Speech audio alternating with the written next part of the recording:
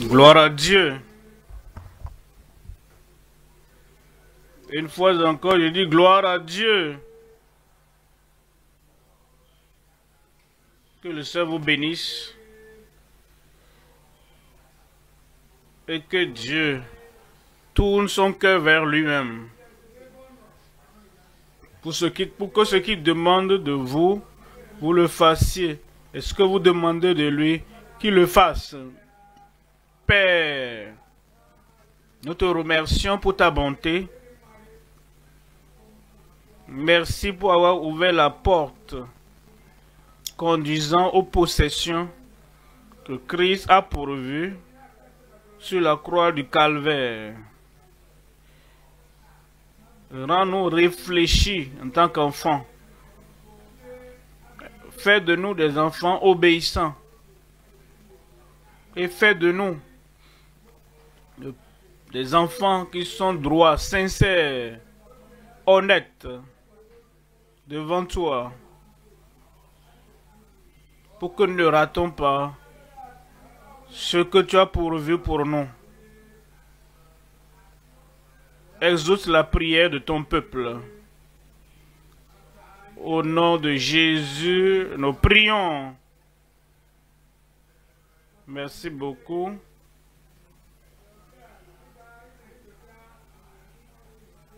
En examinant la vie d'Abraham, parce que Dieu l'a élevé comme exemple. Dieu l'a placé comme un homme, comme vous et moi. Il était un pécheur. Dieu l'a appelé à sortir du péché, de l'idolâtrie. Il a répondu, il s'est repenti et Dieu a changé sa vie, a changé sa nature et Dieu a changé son nom. Et il a commencé à marcher avec Dieu. La marche initiale avec Dieu a des défis. Vous devez vous rappeler, il n'avait pas une Bible. Il n'avait pas un exemple à suivre. Il n'avait pas un conseiller pour le conseiller. Il n'avait pas un prédicateur qui lui prêchait chaque jour, chaque semaine, pour le diriger, lui montrer le chemin. Alors, il avait des hauts et des bas. Mais Dieu l'a appelé une seconde fois. Monte plus haut et marche devant ma face et sois intègre. Alors, il a reçu l'alliance de la circoncision physique, la circoncision physique, mais de ce qui suit dans l'histoire, dans la vie d'Abraham, il avait la circoncision du cœur. Et il a marché consistamment devant le Seigneur.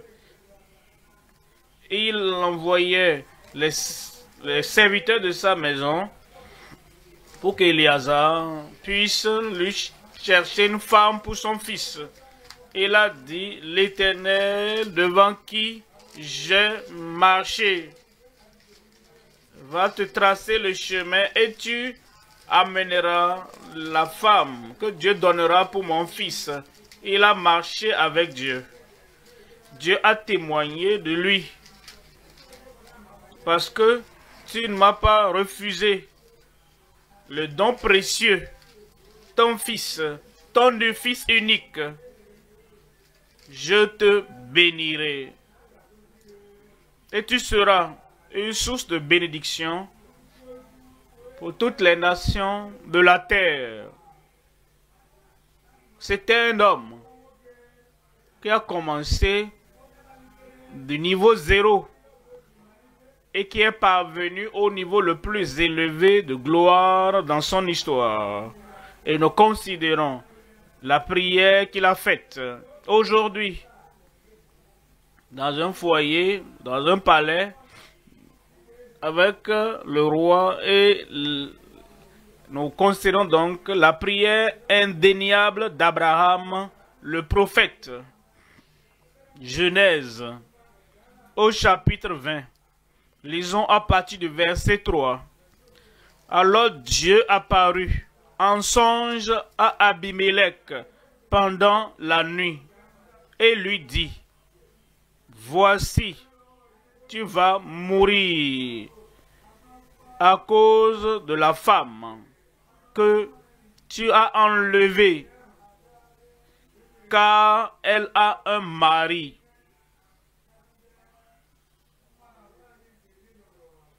Nous avons une meilleure compréhension. Tu es un homme mort. On pensait par le passé, quand tu respires ton dernier souffle et que tu es dans la tombe, que tu es un homme mort. Non, nous savons maintenant qu'il était encore vivant. Et il avait la femme d'autrui dans sa maison. Et il voulait la prendre comme sa femme pour l'ajouter aux nombreuses femmes qu'il avait. Et Dieu dit,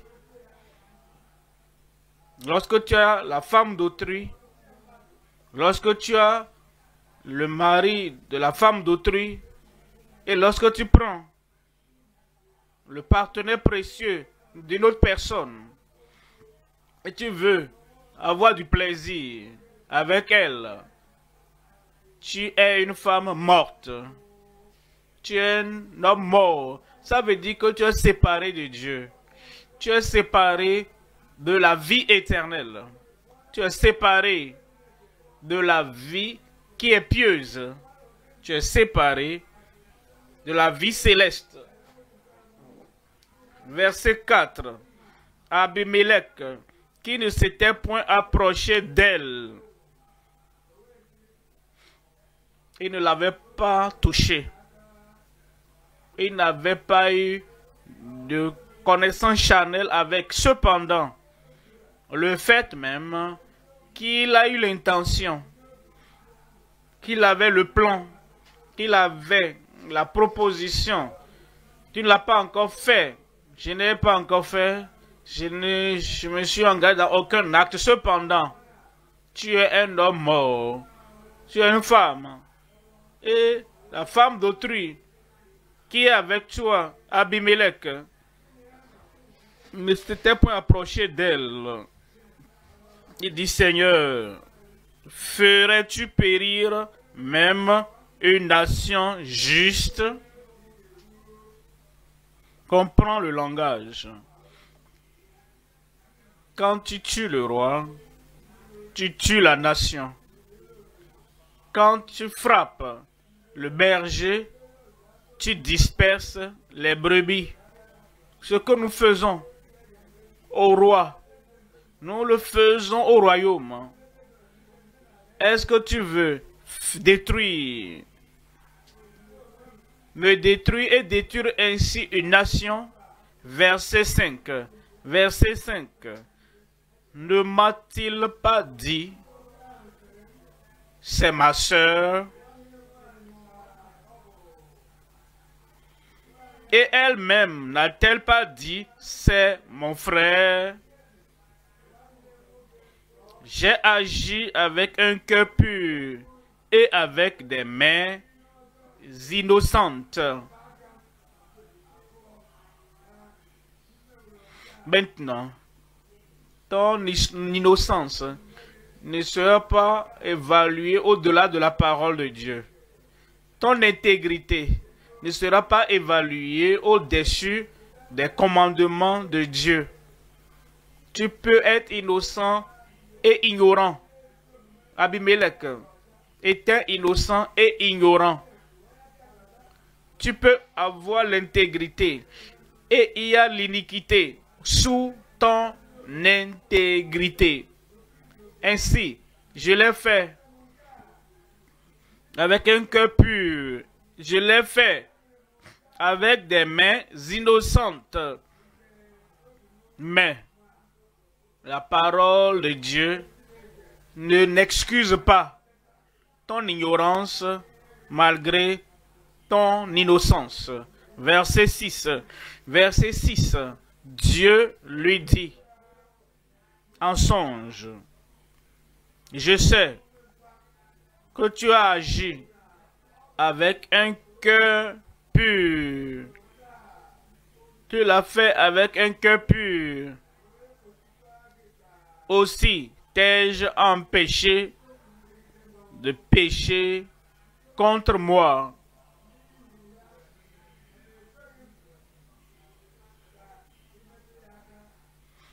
Parfois, les tentations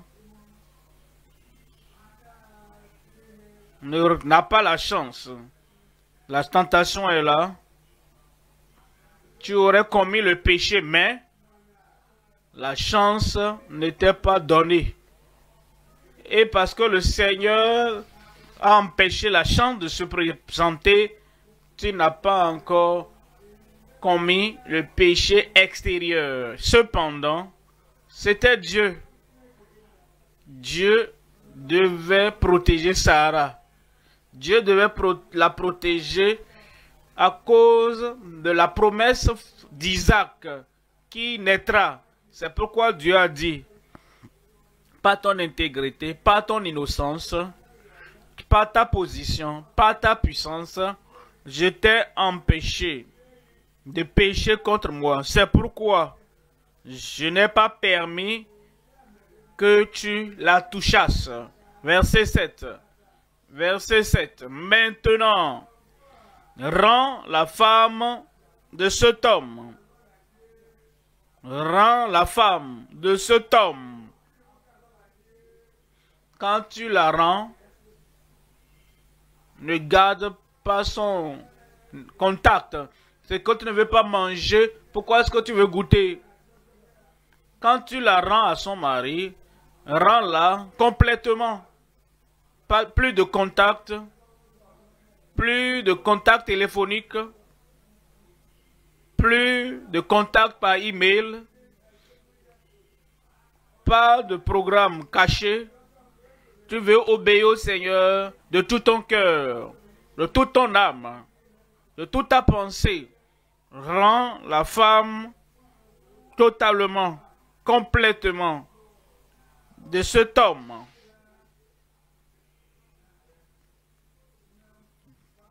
Car il est prophète. Tu ne le vois pas comme prophète. Tu ne penses pas que j'ai pris la femme d'un prophète. Mais le ciel le reconnaît comme un prophète. Il priera pour toi. Il ne priera pas pour toi à moins que tu lui rendes sa femme. S'il prie pour toi sans que toi tu ne lui rendes sa femme, je ne vais pas exaucer. Alors, rends-lui sa femme. Il est un prophète. Il priera pour toi et tu vivras. Mais, si voici le mot, la condition, le mot puissant pour ta considération. Voici le mot pour notre compréhension. Mais si tu ne la rends pas, sache que tu mourras. Tu mourras certainement. Toi, tu mourras. Mais Dieu a déjà dit, dans le verset précédent, tu es un homme mort. Cette mort, spirituellement, maintenant, tu mourras physique. Et tu mourras la seconde mort pour toujours. Sache, tu mourras, toi et tout ce qui t'appartient. Le péché du roi affecte le royaume. Le péché du père affecte la famille. Les membres de la famille ne vont pas jouir d'aucun plaisir de Sarah. Cependant, le péché du père qui voulait prendre ce plaisir illicite, ce péché du père affecterait la famille. Tu mourras, toi et tout ce qui t'appartient. Verset 14. Voici ce que Abimelech a fait. Abimelech prit des brebis et des bœufs, des serviteurs et des servantes, et les donna à Abraham.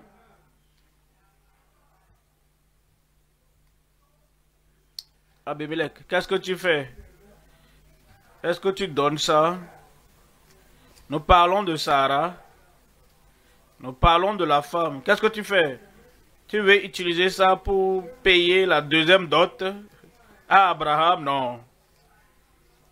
Il a donné cela pour montrer que de tout son cœur, de toute sa pensée, de toute sa volonté, il était bien disposé à faire ce que Dieu avait dit. Et il est même allé plus loin que ça. Non seulement rendre Sarah, mais il a rendu même ce qu'il avait pour avoir privé à Abraham ces quelques jours de sa femme. Il donna tout cela volontairement à Abraham. Et la dernière partie, et il lui rendit Sarah, sa femme. Il lui rendit sa femme. Il n'a pas gardé ses habits derrière pour souvenir. Il n'a pas gardé aucune des choses personnelles de Sarah derrière pour rappel. Oh, quand elle était là, pendant ces quelques jours. C'est l'attitude des personnes qui suivent Dieu et qui ont suivi Dieu avant nous. Quand ils ont fait la restitution, ils faisaient la restitution de façon appropriée, de façon parfaite et permanente. Et dans le verset 17, Abraham pria Dieu et Dieu guérit Abimelech, sa femme et ses servantes, et elles purent enfanter. C'est ce que nous considérons aujourd'hui la prière indéniable d'Abraham, la prière exaucée, prière assurée, la prière indéniable d'Abraham, le prophète. Il y a 3 points à considérer. Premièrement, la cause de la maladie dans le palais populaire d'Abimelech. Deuxième point, la guérison de la maladie par la prière d'Abraham, le prophète. La guérison de la maladie par la prière d'Abraham, le prophète.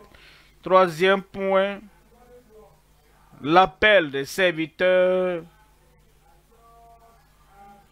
désignés comme prophètes puissants. Revenons au premier point, la cause de la maladie dans le palais populaire d'Abimelech. Il y a 3 éléments à voir ici. Premièrement, les causes révélées des maladies chez les gens populaires.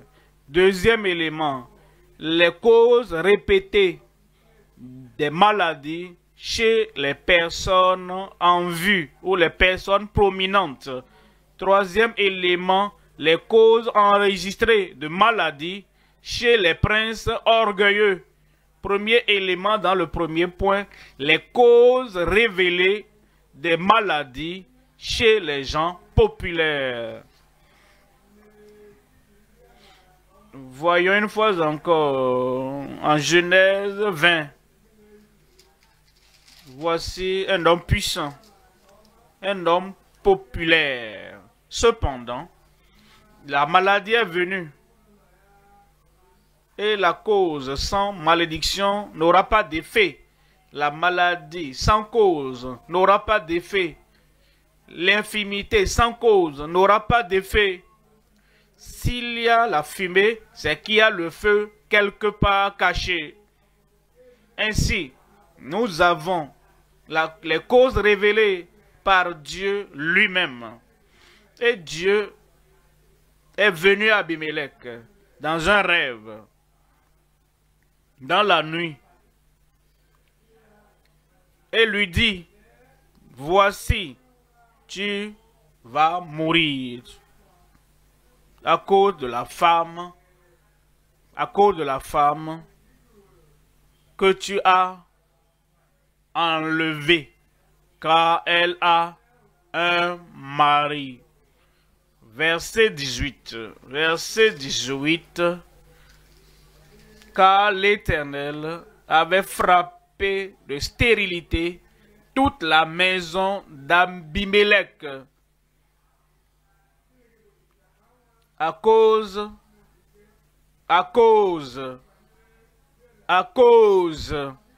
de Sarah, femme d'Abraham. Chaque fois que nous sommes malades, nous devons pas être malades en tant qu'enfants de Dieu. Mais lorsque nous sommes malades, nous devons vérifier, chercher à connaître la cause. La cause. Ça peut être quelque chose de physique. Ça peut être peut-être à cause du type de repas que nous prenons. Ça peut être à cause de trop de sucre que nous consommons.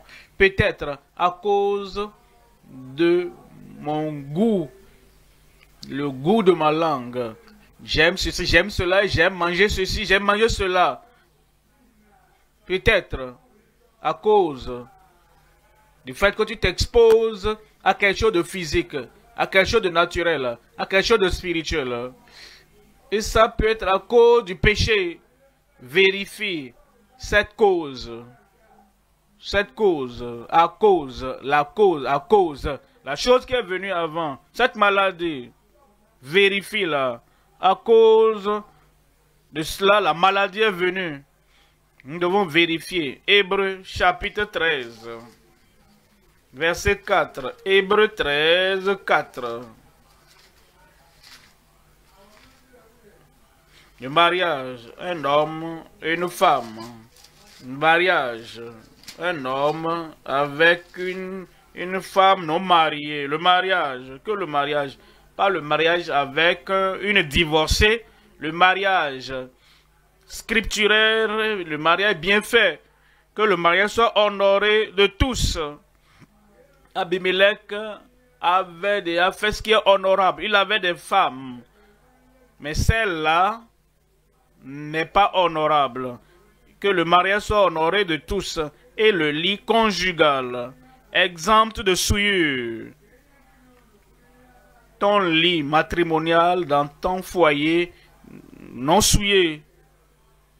Quand le mari n'est pas là, si tu amènes un homme, si ce lit matrimonial, conjugal, est souillé, lorsque ta femme n'est pas là, c'est une femme quelconque, une domestique, une jeune fille, une collègue de service, femme, vient dans cette maison, tu souilles ce lit, que le mariage soit honoré de tous, et le lit conjugal, exempt de souillure, car Dieu jugera les impudiques et les adultères.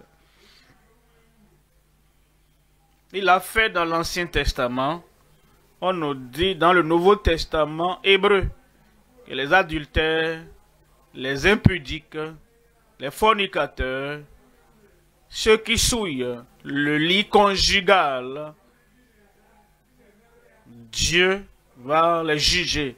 Et le jugement vient avec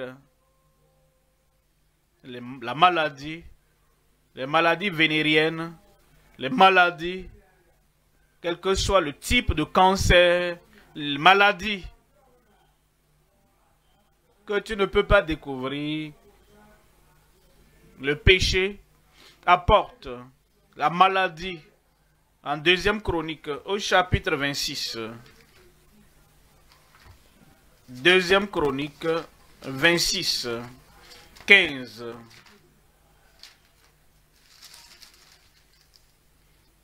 Il fut fait à Jérusalem des machines inventées par un ingénieur. La sagesse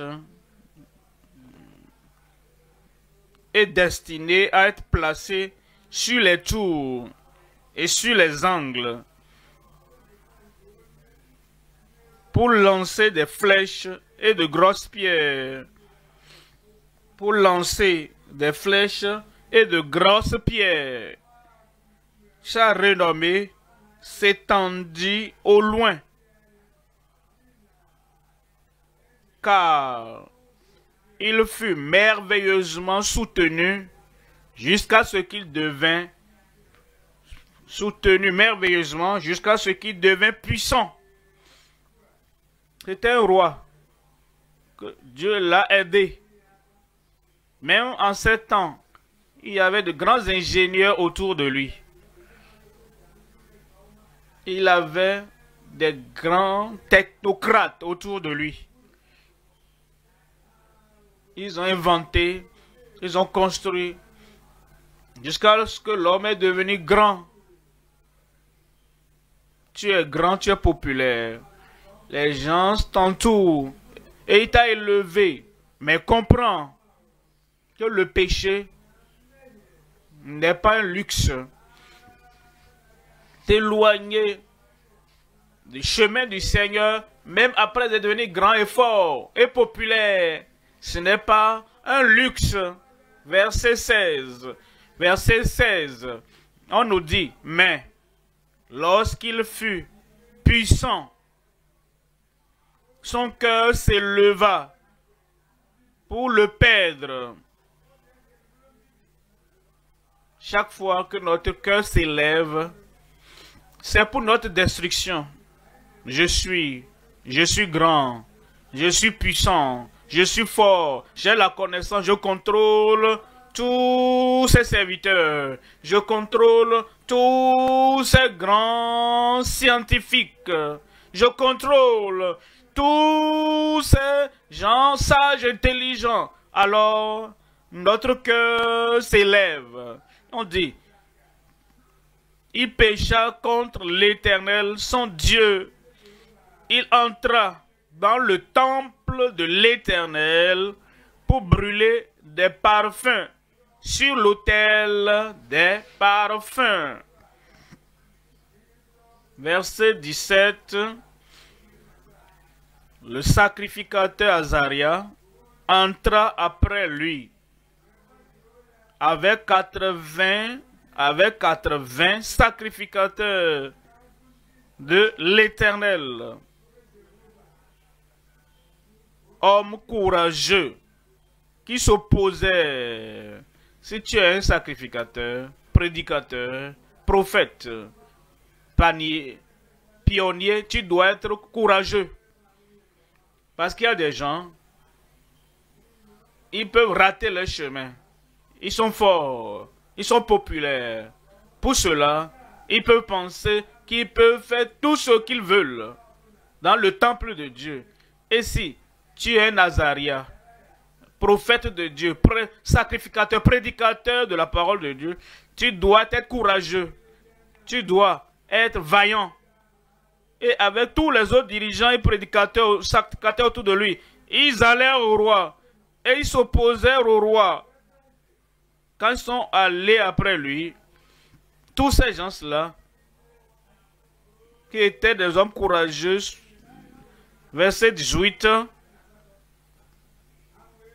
et s'opposèrent au roi Ozias et lui dirent, ils s'opposèrent au roi Ozias. Quand les mains sont baissées, quand les têtes se baissent, quand les bouches se ferment et quand tu ne peux pas résister à ceux-là qui apportent le mal, le péché dans le temple de Dieu, tout le royaume, tout le ministère sera détruit. Mais Dieu merci, Azaria et les sacrificateurs sont allés vaillamment et s'opposèrent à l'homme et lui dit, tu n'as pas le droit, Osias, d'offrir face à face, les yeux dans les yeux. Ils ont mentionné son nom, ils l'ont confronté. Tu n'as pas le droit, Osias, d'offrir des parfums à l'Éternel. Ce droit appartient aux sacrificateurs. Ils ont protégé. Nous allons protéger l'appel, le ministère, l'appel de Dieu. Nous allons protéger le ministère que Dieu nous a donné. Ils dirent, ce droit appartient aux sacrificateurs, fils d'Aaron, qui ont été consacrés pour les offrir. Et ils ont dit, sors du sanctuaire. Ils l'ont commandé, sors du sanctuaire. Tu n'es pas au bon endroit. Tu ne fais pas la bonne chose. Tu fais la mauvaise chose au mauvais moment et au mauvais endroit. Ce n'est pas ton domaine. Sors du sanctuaire, car tu commets un péché. Et cela ne tournera pas en ton honneur devant l'Éternel Dieu. À ton honneur devant l'Éternel Dieu. Verset 19. Vous devez comprendre, ce n'est pas tout le monde accepte la correction, mais ils font ce qu'ils veulent. Ce n'est pas tous ceux qui changent quand ils doivent changer, mais ça viendra comme jugement. Osias, la colère s'empara d'Osias. Je suis prince, je suis un roi, et tu es simplement un sacrificateur, prédicateur ordinaire. Je suis un roi. Pourquoi est-ce que tu me défies comme ça? La colère s'empara d'Osias, qui tenait un encensoir à la main. Qu'est-ce que je fais? Je le fais en tant que roi. Je suis un homme populaire, une personne populaire. Ce que je ferai, je le ferai. Pas de contrôle, pas de correction. Et comme cela est arrivé, il s'est mis en colère contre le sacrificateur. Et comme il s'irritait contre le sacrificateur, la lèpre éclata sur son front. En présence, la maladie est venue sur lui. Là où il ne pouvait pas cacher ça. Les gens populaires, les gens orgueilleux, les gens incorrigibles, à cause du niveau qu'ils ont atteint, à cause de la position qu'ils occupent, maintenant, ils transgressent la parole de Dieu. Et personne, selon eux, personne ne peut leur parler. La lèpre s'éclata sur son front en présence des sacrificateurs dans la maison de l'Éternel, près de l'autel des parfums. Verset 20. Le souverain sacrificateur Azaria, le souverain sacrificateur et tous les sacrificateurs portèrent les regards sur lui, sur Osias bien sûr, et sur le roi, sur l'homme populaire. Ils portaient le regard sur lui et voici, il avait la lèpre au front. ils le mirent précipitamment dehors. Et lui-même se hâta de sortir. Lui-même se hâta de sortir parce que l'Éternel l'avait frappé. Les causes révélées des maladies des infirmités sur les gens populaires. Deuxième élément.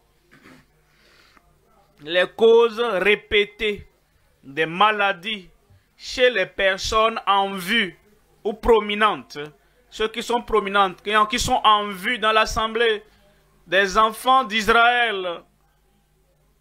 Et ces personnes en vue oublient la parole de Dieu, qu'elle est toujours prominente. Quelle que soit ta position prominente, quel que soit ton devoir prominent, quels que soient tes privilèges prominents, la parole de Dieu est toujours plus élevée, plus grande et plus prominente. Les causes répétées des maladies chez les personnes en vue. Nombre, chapitre 12, verset 1er. Nombre 12, 1. Marie et Aaron parlèrent contre Moïse au sujet de la femme éthiopienne qu'il avait prise, car il avait pris une femme éthiopienne. Vous savez, ils ont fait des recherches. Ils ont creusé dans le passé, la vie passée de la femme de Moïse. Vous connaissez l'histoire. Quand il a quitté l'Égypte, il n'était pas marié. Il avait 40 ans déjà. Et il s'est éloigné en fuyant Pharaon. Parce qu'il avait tué un Égyptien. Il ne savait pas qu'il reviendra. Dans les 40 ans, il s'était remarié. Quelle que soit la personne qu'il a trouvée là-bas, et le Seigneur l'avait défié sur la voie du retour à cause de la circoncision. Et cela avait été réglé. Et maintenant, devant Dieu, Moïse et la femme étaient reconnus. La circoncision a été faite pour leurs enfants. Et Dieu a toujours honoré Moïse en l'appelant. Dieu a honoré Moïse en exaucant sa prière devant Pharaon. Dieu a honoré Moïse en faisant sortir l'eau du rocher. Dieu a honoré Moïse en faisant traverser Israël par la mer Rouge. Mais celui que Dieu honore, eux, ils ont déshonoré. Et Marie et Aaron ont parlé contre Moïse au sujet de la femme éthiopienne qu'il avait prise. Car il avait pris une femme éthiopienne. Verset suivant, verset 2. Ils dirent: est-ce seulement par Moïse que l'Éternel parle? N'est-ce pas aussi par nous qu'il parle? Marie et Aaron, et l'Éternel entendit ce que nous discutons sur la table, Aaron et Marie. Ce dont nous parlons sur la voie, Aaron et Marie. Le commérage, les critiques, les mauvais propos que nous promenons et les choses que nous disons contre les dignitaires dans le royaume de Dieu. Aaron et Marie, et Dieu l'entendit. Il entend tout. Je veux que tu vois le verset 5. Verset 5. L'Éternel descendit dans la colonne de nuée. Quand Dieu entend, il agit. Et il n'y a pas de conversation qu'il n'entend pas. Il n'y a pas de propos qu'il n'entend pas. Il n'y a pas de critique, juste ou injuste, que Dieu n'entend pas. Il n'y a pas de commentaires. Les commentaires peuvent avoir des faits. Est-ce que Moïse ne s'est pas bien, il s'est marié, c'est un fait? Est-ce qu'il n'a pas pris une non-israélite? Bien sûr, il a fait. C'est des faits. Mais, il a déjà réglé ça avec Dieu. Toute conversation, tout commentaire, tout critique, Dieu entend. Quand il entend, il agit. L'Éternel descendit dans la colonne de nuée et il se tint à l'entrée de la tente. Il appela Aaron et Marie qui s'avancèrent tous les deux. Verset 6. Et il dit, verset 6, écoutez bien mes paroles. Lorsqu'il y aura parmi vous un prophète, c'est dans une vision que moi, l'Éternel, je me révélerai à lui. C'est dans un songe que je lui parlerai. Verset 7. Mais il n'en est pas ainsi de mon serviteur Moïse. Il n'en est pas ainsi de mon serviteur Moïse Aaron. Il n'est pas à ton niveau. Est-ce que tu sais quand j'étais appelé pour dire, je parlerai à Moïse et il sera ton Dieu, tu seras son prophète, tu entendras de lui.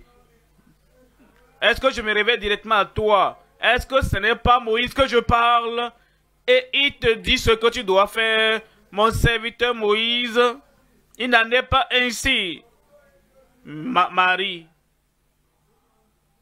est-ce que tu auras un ministère de chantre avec toutes les femmes d'Israël si Moïse n'avait pas frappé le rocher, ouvert la mer? Est-ce que tu allais chanter, Marie, avant que tu ne traverses la mer Rouge? Où étais-tu quand les chars d'Égypte venaient et tout le monde tremblait? C'était après que j'ai utilisé Moïse et la verge de sa main et vous avez traversé que tu pouvais chanter. Et ainsi, mon serviteur Moïse n'en est pas ainsi, il n'est pas comme toi Aaron, il n'est pas comme toi Marie. Il est fidèle dans toute ma maison. Verset 8. Verset 8. Je lui parle bouche à bouche. Je me révèle à lui sans énigme. Et il voit une représentation de l'Éternel. Pourquoi donc n'avez-vous pas craint? Pourquoi donc n'avez-vous pas craint de parler? Pourquoi est-ce que tu ne marches pas doucement?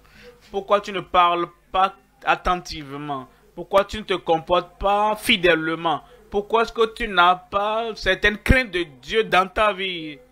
Si tu appartiens réellement au Seigneur, pourquoi donc n'avez-vous pas craint de parler contre mon serviteur, contre Moïse? Le verset suivant, verset 9, la colère de l'Éternel s'enflamma contre eux. Eux deux. S'enflamma contre eux. Les deux, Aaron et Marie. Et il s'en alla.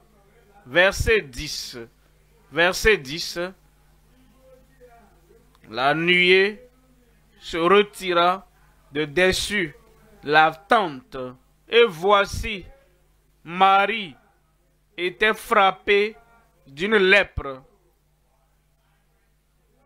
blanche comme la neige. Aaron se tourna vers Marie, et voici, elle avait la lèpre.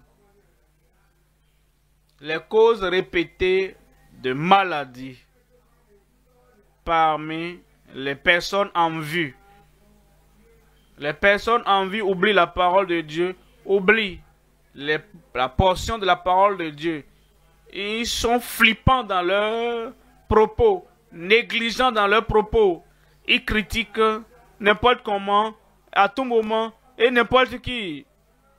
Mais rappelez-vous, les causes répétées des maladies parmi ceux-là qui sont prominents.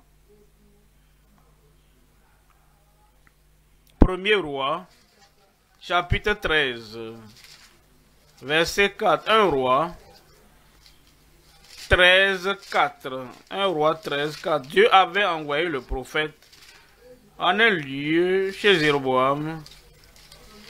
Voyez ceci, chapitre 13 du roi 4.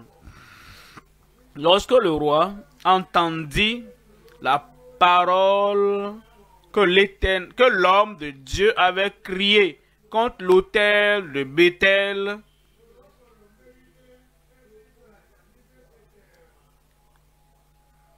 il avança la main. L'homme de Dieu qui avait déclaré, ainsi parle l'Éternel, contre l'autel où Jéroboam était. Quand Jéroboam entendit, quelle a été son action? Quelle a été sa réaction? Quand il avait crié contre l'autel de Béthel, le roi avança la main de dessus l'autel en disant, saisissez-le, homme puissant, homme fort. Mais il a oublié qu'il y a un plus élevé que les élevés. Et parce qu'ils sont élevés dans la société, à cause de la position élevée qu'ils occupent, ils sont prominents, ils sont puissants, ils pensent que l'autorité finale leur revient. Saisissez-le.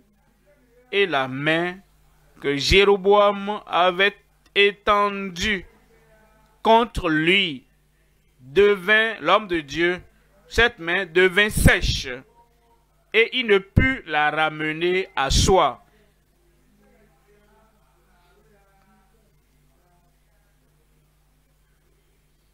Il y a des causes répétées, des maladies, d'infirmités, des attaques, d'afflictions sur les personnes en vue. Troisième élément maintenant, les causes enregistrées de maladies chez les princes orgueilleux. Orgueilleux. Quand quelqu'un se lève contre la parole de Dieu et il est élevé au-dessus de la parole écrite et il ne peut pas vivre sous l'autorité de la parole. Ça, c'est l'orgueil. Dieu parle. Toi, ton opinion va au-delà et au-dessus de la parole de Dieu. Ça, c'est l'orgueil. Dieu parle. Dieu commande.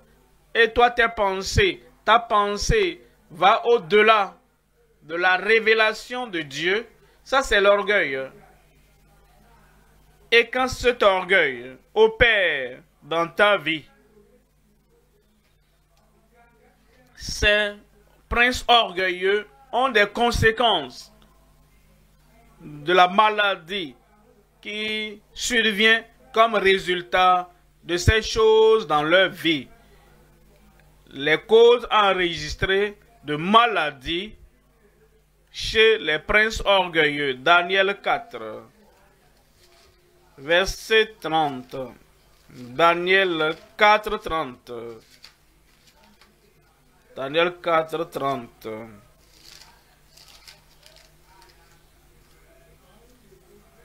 Le roi prit la parole et dit, n'est-ce pas ici, Babylone la Grande, que j'ai bâti comme résidence royale par la puissance de ma force et pour la gloire de ma magnificence. Verset 31. Verset 31. La parole était encore dans la bouche du roi qu'une voix descendit du ciel. Apprends, roi Nebuchadnezzar, qu'on va t'enlever le royaume.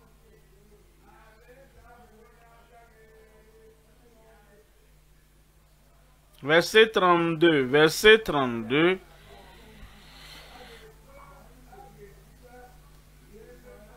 À la même heure, verset 33, au même instant, on te chassera du milieu des hommes. Verset 32, tu auras ta demeure avec les bêtes des champs. On te donnera comme au bœuf de l'herbe à manger. Et 7 temps passeront sur toi. 7 saisons, 7 années passeront sur toi jusqu'à ce que tu saches. Jusqu'à ce que tu saches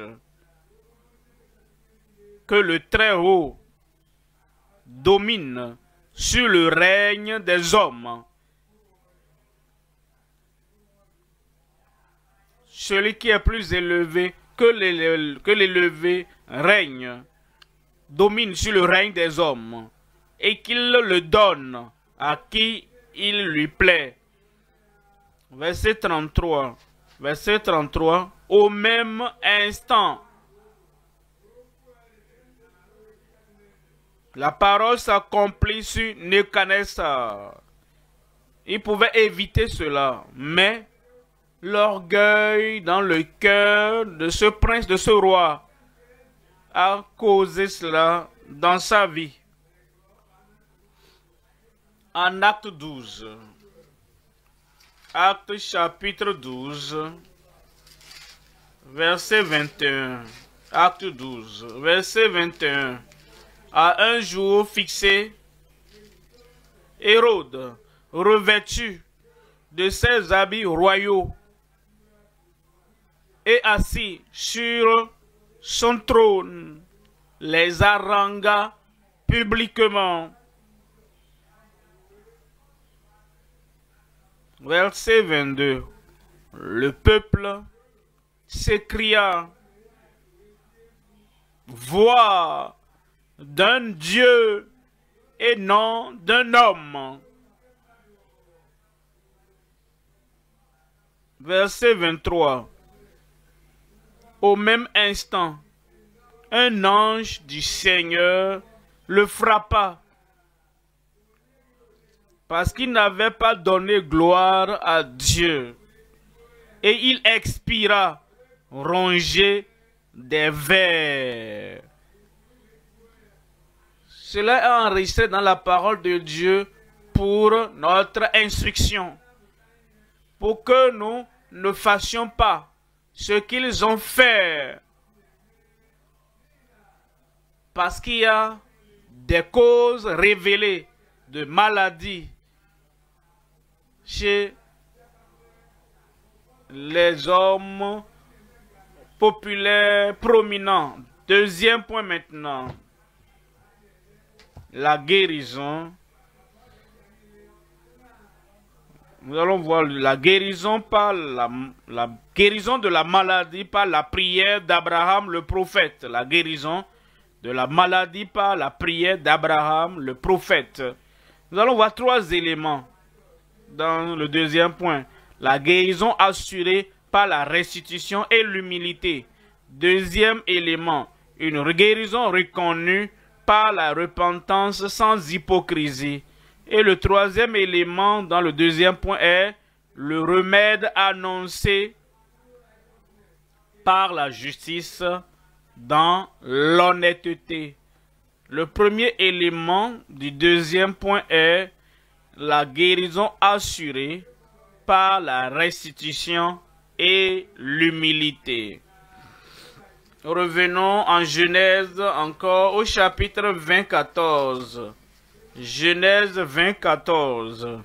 Abimelech prit des brebis et des bœufs, des serviteurs et des servantes, et les donna à Abraham.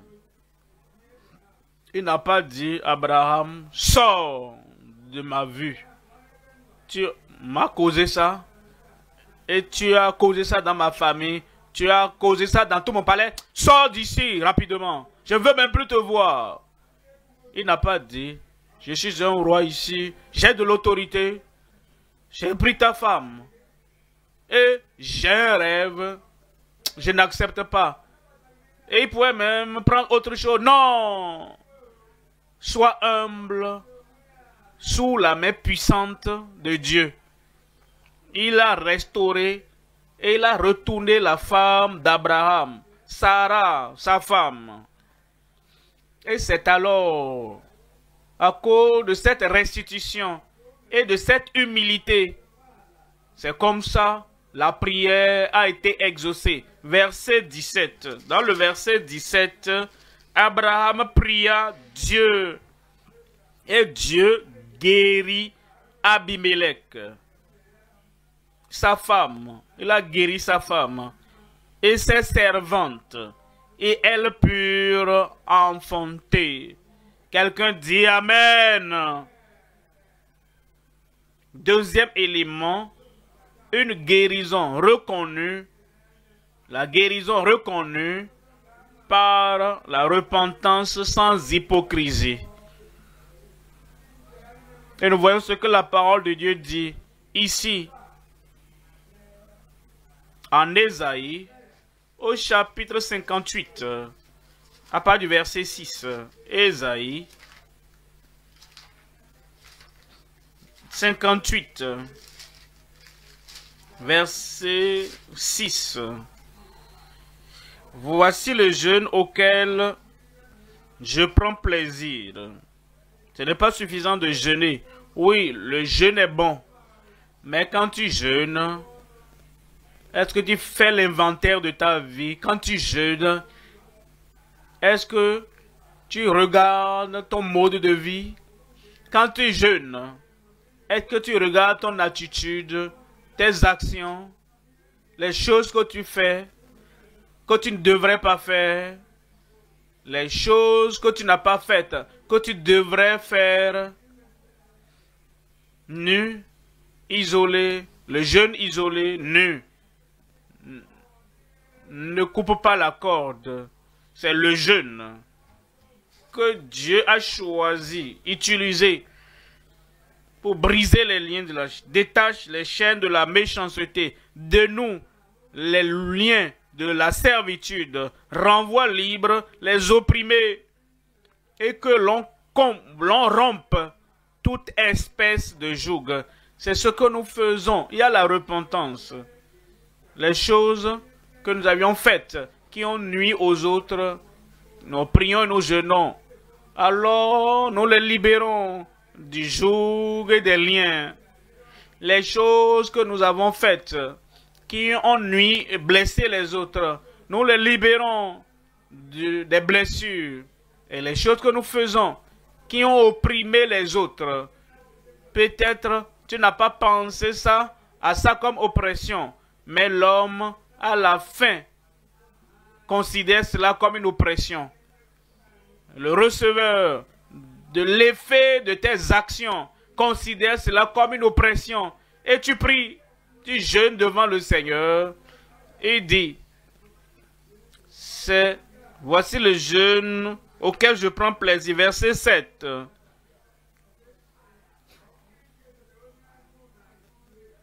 Partage ton pain avec celui qui a faim.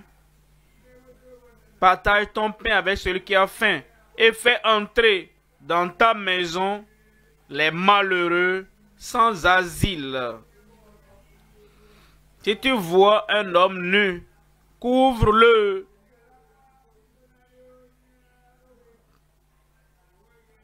Et ne détourne pas, et ne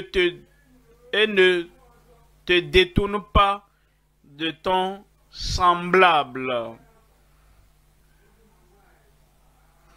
Et ne te détourne pas de ton semblable.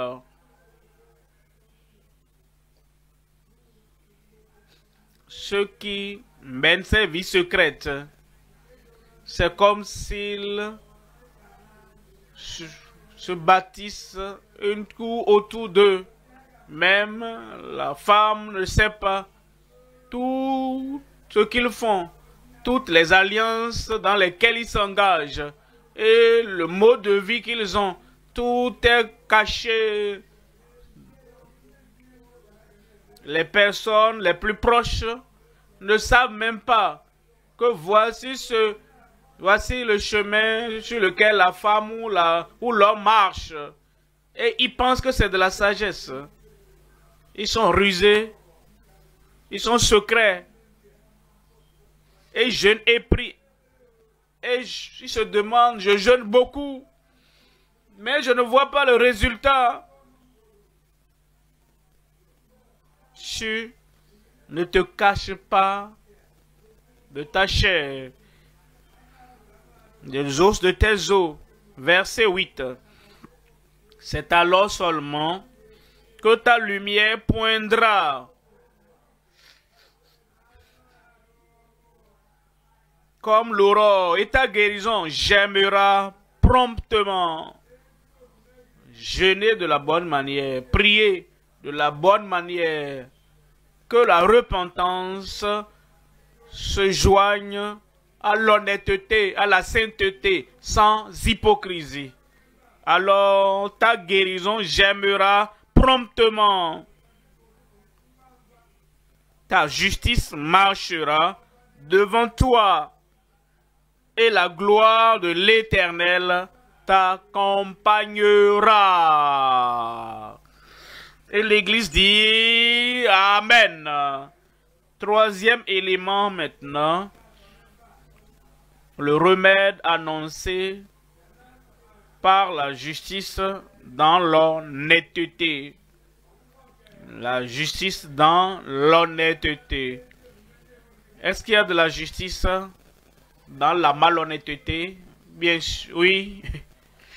Les actes de justice, les actes extérieurs, l'habillement, on s'habille juste, on parle juste, on se comporte extérieurement juste, on prononce toute parole de façon appropriée, mais intérieurement, il y a la malhonnêteté. Que ta justice soit dans l'honnêteté. C'est alors seulement que tu auras la guérison. C'est alors seulement que tu auras la santé. C'est alors que tu auras seulement l'accomplissement des promesses de Dieu dans nos vies. En Ésaïe 35, verset 4. Ésaïe 35, verset 4. Dites à ceux qui ont le cœur troublé, le cœur chargé, le cœur anxieux, prenez courage, ne craignez point. Voici votre Dieu, la vengeance viendra. Votre Dieu viendra avec vengeance. Quand tu n'as aucune force pour te défendre, quand tu n'as aucun moyen pour te protéger, lorsque tu n'as aucun moyen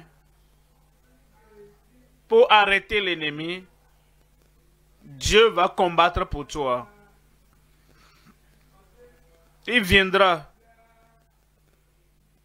Et on dit, la rétribution de Dieu.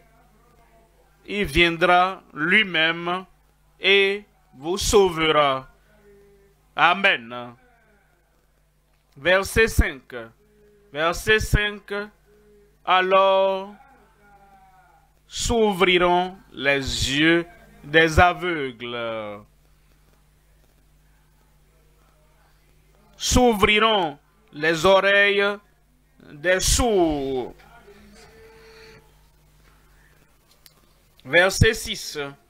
Alors le boiteux sautera comme un cerf.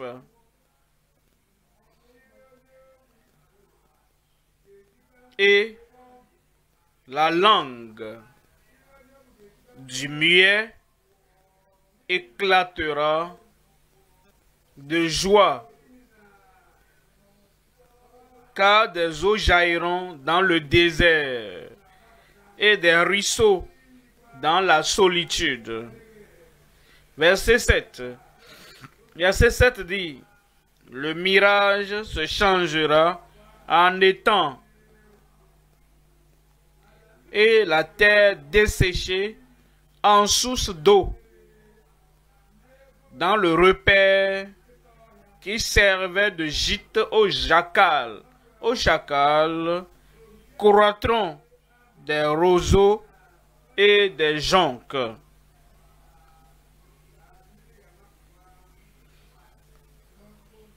Verset 8.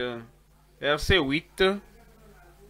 Il y aura là un chemin frayé, une route qu'on appellera la voie sainte. Nul impur n'y passera.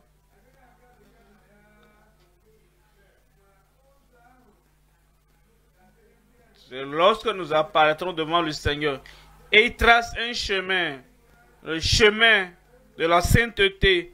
Et ce chemin de sainteté nous conduit à posséder nos possessions. Nul impur n'y passera, qui demeure impur et qui, du début de l'année jusqu'à la fin, il est toujours impur. Il peut participer à la communion, il peut lire la Bible, il peut étudier la Bible, il demeure impur. Impur dans le caractère, impur dans le comportement, impur dans les propos, impur dans l'apparence. Mais il ne marchera pas sur le chemin de la sainteté. Pour marcher sur le chemin de la sainteté, tu dois être pur. Tu dois être lavé. Tu dois être purgé. Ta vie doit être redressée aux yeux du Seigneur. Ce sera seul pour ceux qui craignent Dieu. Même les insensés ne pourront s'égarer. Verset 9. Verset 9. Sur cette route, point de lion. Sur ce chemin de sainteté qui nous conduit à la possession de tout ce que le calvaire a pourvu. Les lions, furieux, féroces, tremblants de colère, et quelque chose qui vient lorsque cette colère, cet esprit du lion, du diable, vient sur lui, il jette ça par-ci, par-là. Il ne connaît plus personne quand il est en colère. Il ne voit plus la faiblesse de la femme quand il est en colère. Il ne sent plus le besoin du mari quand elle est en colère. Elle ne connaît plus la tendresse des enfants quand il est en colère. Il ne reconnaît plus l'amour qui doit rayer dans la famille de Dieu quand il est en colère. Si Christ venait à ce moment-là, il est perdu pour l'éternité. Sur cette route, point de lion, nulle bête féroce ne la prendra, nul ne s'y rencontrera. Les délivrés, les rachetés, y marcheront. Verset 10. Verset 10. Les rachetés de l'Éternel retourneront. Ils iront à Sion avec chant de triomphe et une joie éternelle couronnera leur tête. L'allégresse et la joie s'approcheront. L'allégresse et la joie s'approcheront. La douleur et les gémissements s'enfuiront.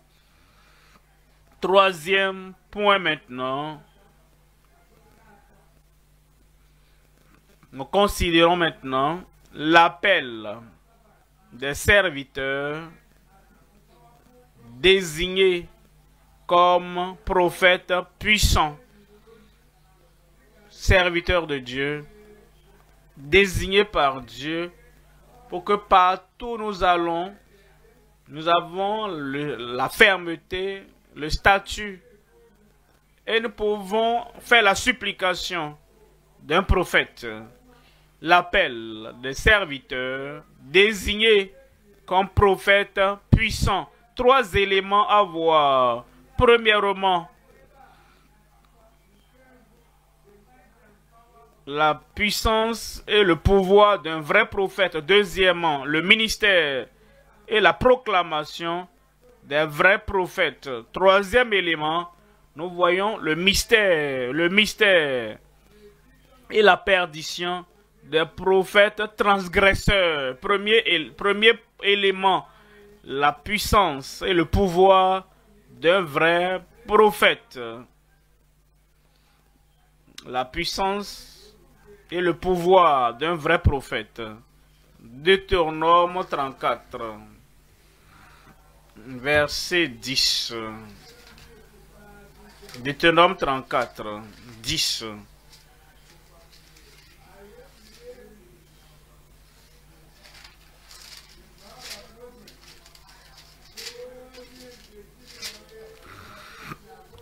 Il n'a plus paru en Israël de prophète semblable à Moïse que l'Éternel connaissait face à face. Quand tu pries et que ta prière ne dépasse pas le toit, il semble que tout revient à terre. Ce n'est pas là le statut, ce n'est pas là la supplication, ce n'est pas la position d'un prophète. Moïse, le prophète de l'Éternel. Le prophète ne parut plus comme lui.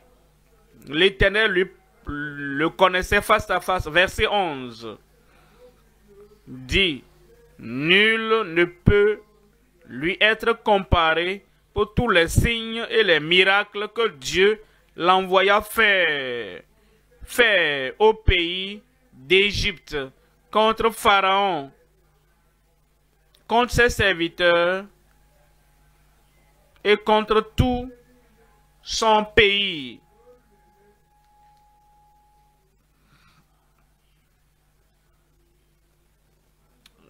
La position d'un vrai prophète, la stature d'un vrai prophète et la supplication d'un vrai prophète. Et c'est ce que Dieu a fait d'Abraham. Rends la femme de cet homme, car il est un prophète et il priera pour toi. Et toi et ta maison, vous serez guéris.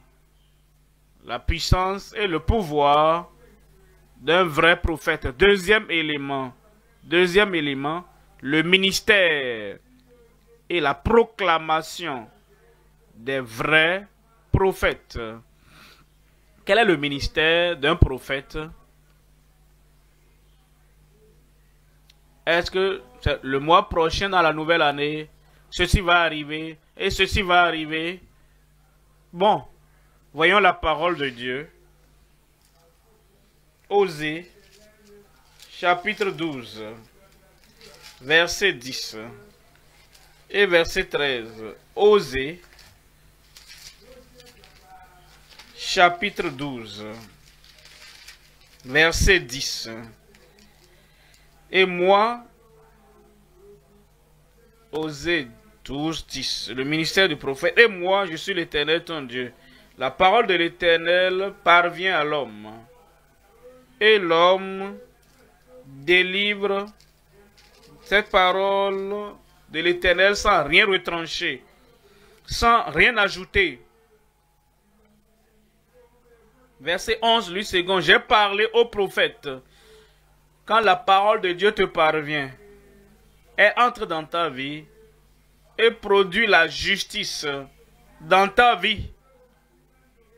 Alors, il t'élève pour que cette même parole qui est venue dans ta vie te sauve, te sanctifie, te revêt de puissance, et tu prends cette même parole de Dieu et tu déclares comme de la part de l'Éternel, et les gens sont sauvés, et les gens sont sanctifiés, et les gens sont baptisés, immergés dans le Saint-Esprit.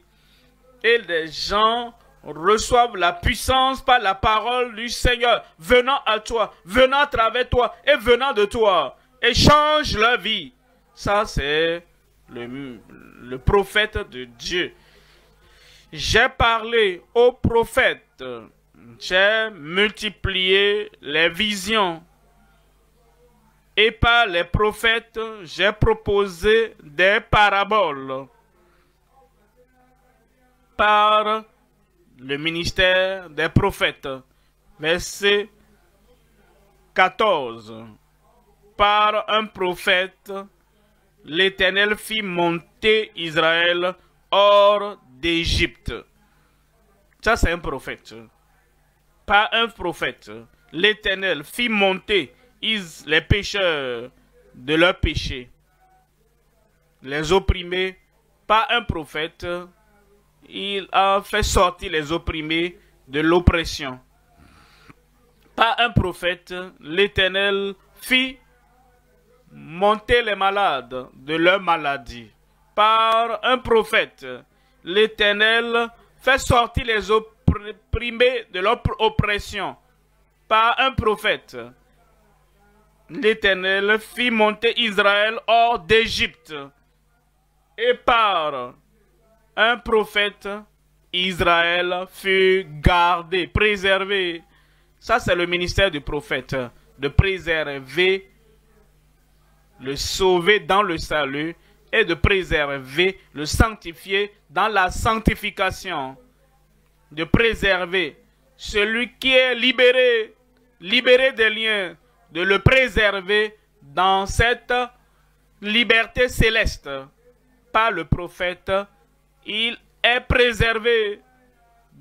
Ça, c'est le ministère du prophète. Il nous fait sortir et ensuite, il nous fait entrer en Ézéchiel 3, verset 17. Ézéchiel 3, 17. Fils de l'homme, je t'établis comme sentinelle, je t'établis comme prophète, je t'établis comme porte-parole sur la maison d'Israël. Tu écouteras la parole qui sortira de ma bouche et tu les avertiras de ma part.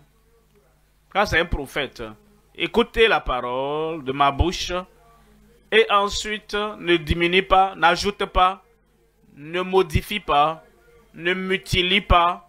Écoute la parole de ma bouche et avertis-les de ma part. Verset 18. Verset 18. Quand je dirai aux méchants, tu mourras, si tu ne l'avertis pas, si tu ne parles pas, tu es tellement élevé pour avertir quelqu'un d'un jugement imminent. Tu es si civilisé pour ne pas parler du jugement et de la colère de Dieu. Tu es si tendre et tu ne peux pas parler du jugement à venir sur les pécheurs. Il dit, quand je dirai aux méchants, tu mourras, si tu ne l'avertis pas, si tu ne parles pas pour détourner le méchant de sa mauvaise voie, le méchant, le pécheur, le rétrograde, de sa mauvaise voie, et pour lui sauver la vie, ce méchant mourra. Ce pécheur, ce rétrograde mourra dans son iniquité, et je te redemanderai son sang. Verset 19. Verset 19. Mais si tu avertis le méchant et qui ne se détourne pas de sa méchanceté et de sa mauvaise voie, il mourra dans son iniquité. Il a entendu, mais il n'a pas répondu. Il mourra. Il a appris, mais il ne s'est pas repenti. Il mourra. Il a entendu la parole, il a reçu la révélation, mais il ne s'est pas repenti, il mourra dans son iniquité. Et toi, tu sauveras ton âme. Verset 20. Si un juste se détourne de sa justice et fait ce qui est mal, je mettrai un piège devant lui. Tu devrais l'arrêter, tu devrais le corriger. Mais il n'a pas répondu. Il mourra, le rétrograde, incorrigible, le rétrograde, le rigide, le rétrograde, habituel. Il mourra. Parce que tu ne l'as pas averti. Il mourra dans son péché. On ne parlera plus de la justice qu'il a pratiquée. Et je te redemanderai.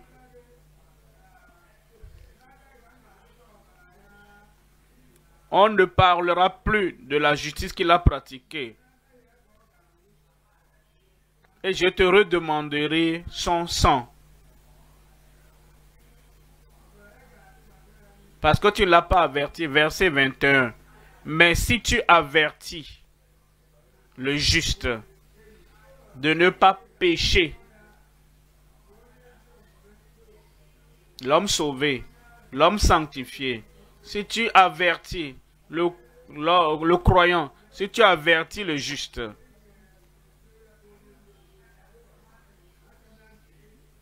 et de ne pas pécher, ça c'est la définition d'être juste. Que le juste, de ne pas pécher. Tu avertis un juste, il faut la correction. Et il accepte l'avertissement. Et le juste ne pêche pas. Il vivra parce qu'il s'est laissé avertir. Et toi, tu sauveras ton âme. Troisième élément maintenant,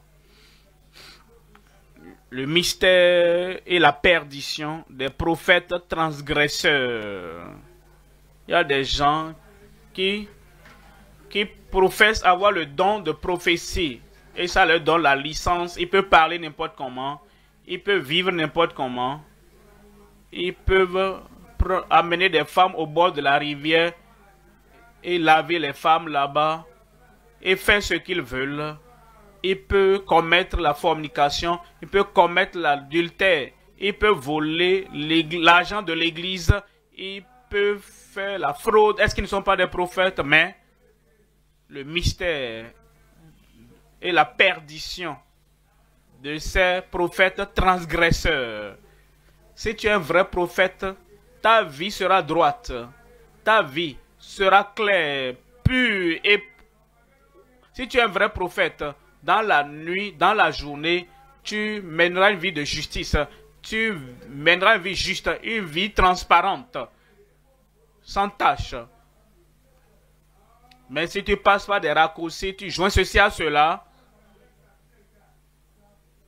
les membres peuvent ne pas savoir. Tu peux paraître être un prédicateur puissant, mais ta vie est sale à l'intérieur. Et on dit, ces prophètes transgresseurs, ils souffriront dans le temps et dans l'éternité. Matthieu chapitre 7, verset 15. Matthieu chapitre 7, 15. Gardez-vous des faux prophètes. Gardez-vous des faux prophètes. C'est comme si certaines personnes ont déchiré ça de leur Bible. Ils écoutent ces clips des faux prophètes qu'on envoie par-ci par-là. Et ils disent, ah, quand ça te parvient, envoie ça au moins à 10 autres personnes. Et c'est la fausse doctrine. Et c'est quelque chose de contraire à la doctrine de la Bible. Les faux prophètes. Et les jeunes, et ils courent derrière ces faux prophètes. Et ils les rendent populaires que ce qu'ils étaient. Et toutes nos nouvelles prophéties qui sont maintenant, quelqu'un veut vraiment envoyer ça. Et on coupe ça du message prophétie. Prophétie. Fausse prophétie. Et on va l'envoyer, on veut l'envoyer partout. Tu vas partager leur condamnation. Gardez-vous des faux prophètes. Ils viennent à vous en vêtements de brebis. Ils sont si doux. Ils paraissent si humbles apparemment. Ils viennent en vêtements de brebis. Mais au-dedans, ce sont des loups ravisseurs. Verset 16. Verset 16. Vous les reconnaîtrez à leurs fruits. Regardez les gens qui les suivent. Comment ils sont justes? Est-ce qu'ils sont saints? Est-ce qu'ils sont scripturaires, ceux qui les suivent? Est-ce qu'ils sont fiables, ceux qui les suivent? Si tu fais des affaires avec eux, et ils sont les suiveurs des prophètes stars, vous les connaîtrez à leurs fruits. Cueille-t-on des raisins sur des épines ou des figues sur des chardons? Verset 17. Verset 17. Tout bon arbre porte de bons fruits, mais le mauvais arbre porte de mauvais fruits. Un bon arbre ne peut porter de mauvais fruits.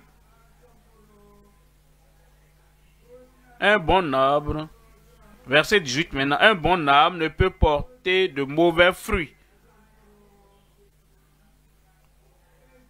Ni un mauvais arbre porter de bons fruits. Celui qui prêche la sainte doctrine, écoutant la parole de la bouche de Dieu et la déclarant au peuple, ne va pas porter de mauvais fruits. Ni un mauvais arbre porter de bons fruits. Verset 19. Verset 19. Tout arbre qui ne porte pas de bons fruits, ce n'est pas suffisamment de prêcher, mais porte de bons fruits. Ce n'est pas suffisant de prophétiser, porte de bons fruits. Ce n'est pas suffisant de conseiller, porte de bons fruits. Est-ce que les gens sont sauvés par ta prédication, par tes conseils, par tes recommandations, par les choses spirituelles que tu dis? Est-ce qu'ils sont justes quand tu prêches? Est-ce qu'ils font la restitution par ton ministère? Est-ce qu'ils sont doués humbles par ton ministère? Est-ce qu'ils sont soumis à Dieu par ton ministère? Tout arbre qui ne porte pas de bons fruits est coupé et jeté au feu. Verset 20, c'est donc à leurs fruits que vous les reconnaîtrez. Verset 21, ceux qui me disent Seigneur, Seigneur, n'entreront pas tous. Ce n'est pas tous ceux qui prophétisent. Je viens de la présence du Seigneur. Ce n'est pas tous ceux qui disent oh, j'étais dans le sanctuaire depuis 7 jours. Et le Seigneur m'a parlé. Faites attention. Prenez garde. Ce n'est pas tous ceux qui me disent Seigneur, Seigneur, qui entreront dans le royaume des cieux. Mais celui-là, seul qui fait la volonté de mon Père qui est dans les cieux. Verset 22. Plusieurs me diront en ce jour-là, Seigneur, Seigneur, n'avons-nous pas prophétisé par ton nom? N'avons-nous pas chassé des démons par ton nom? Pour aller au ciel, ça va au-delà de ça. Et n'avons-nous pas fait beaucoup de miracles par ton nom? Verset 23. Alors, je leur dirai ouvertement, je ne vous ai... Mais ce sera trop tard pour se repentir. Ce serait trop tard pour faire d'amendement. Alors, je leur dirai ouvertement, je leur déclarerai ouvertement, je ne vous ai jamais connu. Jamais. Ce n'est pas maintenant, même pas avant. Toutes les fois que vous écrivez ces prophéties et les gens couraient après vous, je ne vous connaissais même pas en ce moment. Tout ce que tu disais venait de ton cœur. Tu disais tout de ta pensée et tu n'as jamais tourné qui que ce soit à la justice. Ça, ce n'est pas un vrai prophète. Et il dit, je ne vous ai jamais connu. Retirez-vous de moi, vous qui commettez l'iniquité. Je prie que toute forme d'iniquité quitte nos vies au nom de Jésus. C'est alors seulement que nous pourrons tenir, c'est alors que nous pourrons faire des supplications, c'est alors que nous pourrons avoir le statut, la position, la supplication d'un vrai prophète. Je prie que le Seigneur nous donne un cœur retentif pour que cette parole profite à chacun de nous au nom de Jésus. Levons-nous maintenant et allons à Dieu dans la prière. Tu as entendu? Il faut la puissance du Seigneur pour être obéissant à ce que nous avons entendu. Nous avons entendu la parole de Dieu avec diligence et vous devez observer, mettre en pratique ce que vous avez entendu pour que ça ne passe pas au-dessus de vos épaules, pour qu'elle ne passe pas par une oreille et sorte dans l'autre, mais qu'elle puisse rester dans votre cœur et qu'elle fasse une œuvre de transformation dans votre cœur, qu'elle apporte la grâce salvatrice dans votre vie. Alors, vos prières seront indéniables et pourrez tenir comme prophète aux yeux du Seigneur. Parle au Seigneur. Regarde ta vie. Examine ta vie.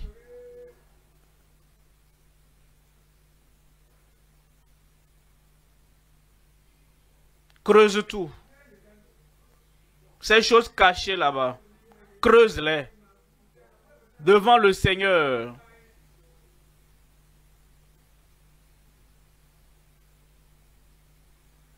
Il exauce les prières. Mais vous savez, regardez les conditions de l'exaucement aux prières. Vous voyez comment les maladies sont venues, comment les infirmités sont venues. Nous avons vu les causes révélées des maladies. Nous avons des maladies, d'affliction. La malédiction sans cause n'aura pas d'effet. Les maladies, par-ci, par-là, partout. Toute la tête est malade. Examine-toi. Les causes révélées des maladies.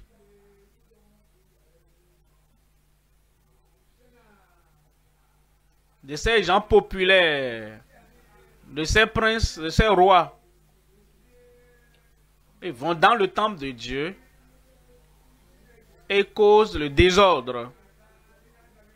Ils font ceci, ils font cela. Osias, ce n'est pas son droit d'offrir cela en la présence de Dieu. Homme populaire, femme populaire, qui t'a choisi, qui t'a établi pour le faire. Maintenant, Osias s'est fâché. Quand nous devenons incorrigibles, on se fâche. Il s'irrite. On voulait le chasser. La lèpre est venue sur son front. Ça ne devrait pas arriver. Mais quand cet homme fort, cet homme supporté, plusieurs mains, plusieurs talents le supportaient. Il est devenu fort. Il est devenu hautain, incorrigible.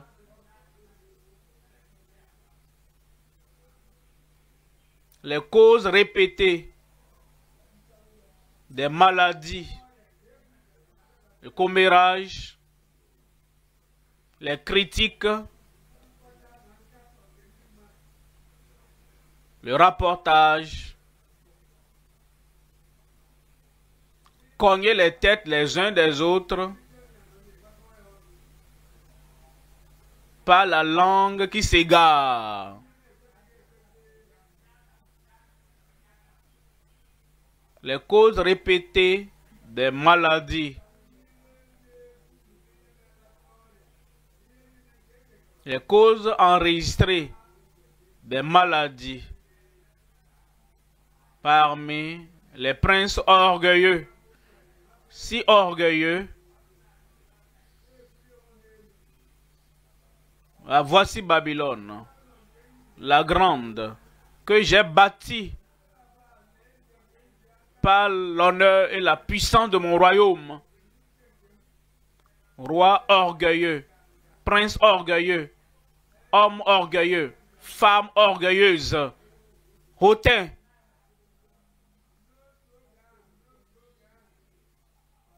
À la même heure, la parole est sortie et tombée sur lui. Et mentalement, il a été troublé. Il a mangé l'herbe comme un animal. Repens-toi de ces causes de maladie. Comment est-ce que le remède, la guérison vient-elle? La guérison vient par la restitution et l'humilité. C'est comme ça la guérison viendra. On ne peut pas continuer dans le péché pour dire que la grâce, la bonté, la guérison va continuer. La restitution et l'humilité rend la femme à son mari. Si tu ne le fais pas, tu mourras. Déjà, tu es déjà mort spirituellement. Il y a la mort physique et il y a la seconde mort. La mort éternelle. La séparation éternelle d'avec Dieu. Qui est la restitution et l'humilité. La repentance sans hypocrisie.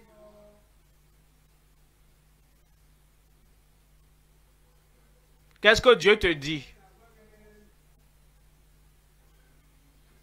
Qu'est-ce que tu caches en secret? Que Dieu demande la repentance sans hypocrisie, sans prétention.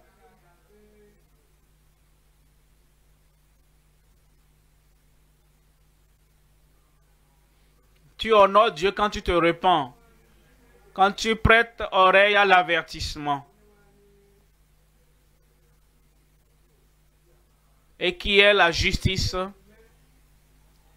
dans l'honnêteté. Que l'honnêteté caractérise ta vie. L'honnêteté caractérise chaque acte de justice.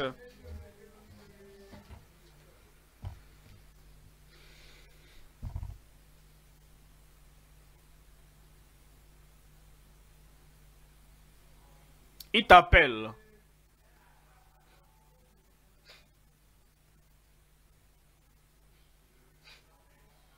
À avoir la fermeté spirituelle d'un vrai prophète qui ne va pas s'éloigner de la parole de Dieu, ni à gauche, ni à droite. Il t'appelle à être ferme, à être un vrai prophète.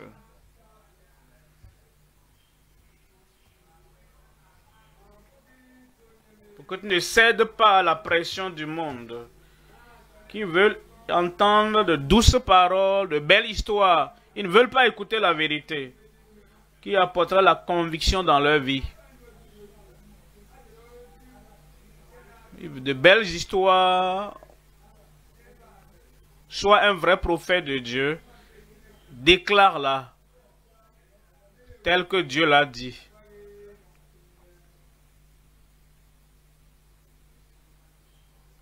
La déclaration d'un vrai prophète, la fermeté d'un vrai prophète. La statue d'un vrai prophète. La supplication d'un vrai prophète. Que le ciel te reconnaisse comme un vrai enfant de Dieu, un vrai serviteur de Dieu, un vrai prophète de Dieu.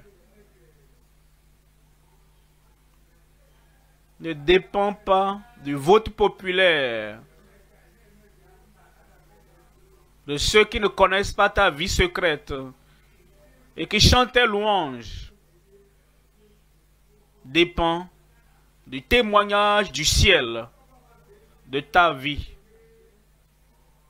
Comme Dieu a témoigné d'Abraham. Père, nous te remercions pour la parole que tu nous as donnée. Par ta grâce, par ta force, par ton amour, dans la vraie dévotion, la vraie consécration à toi, nous ferons comme nous l'avons entendu de ta parole au nom de Jésus. Prends tout ce qui est faux, prends tout ce qui est contrefait, ôte-les de nos vies au nom de Jésus. Ôte tout ce qui est faux, tout ce qui est superficiel de nos cœurs, ôte-les de nos langues, ôte-les de nos consciences, ôte-les de nos caractères, au nom de Jésus. Rends-nous vrais, rends-nous transformés, rends-nous transparents. Seigneur, nous savons que si nous sommes vrais, si nous sommes transformés, si nous sommes transparents devant toi à tout moment, chaque jour et tous les jours de nos vies, lorsque nous prierons, tu vas nous exaucer. Exauce la prière de ton peuple pour eux-mêmes, pour leur famille, pour ceux qui sont proches d'eux, pour ceux qui sont autour d'eux. Exauce à nos prières au nom de Jésus. Rends-nous sérieux, sincères, soumis, abandonnés à toi et des vrais croyants devant toi. Que toute charme, toute paille, tout ce qui est faux, toute superficialité soit ôtée de nos vies. Et que ce soit en privé ou en public, quand nous sommes en public ou à la maison ou à l'église, quand nous sommes au bureau, quand nous sommes dans un véhicule public ou bien au marché, que la vie transportée, transformée, transparente soit dans chacune de nos vies. Merci Seigneur pour l'exaucement. Au nom de Jésus, nous prions.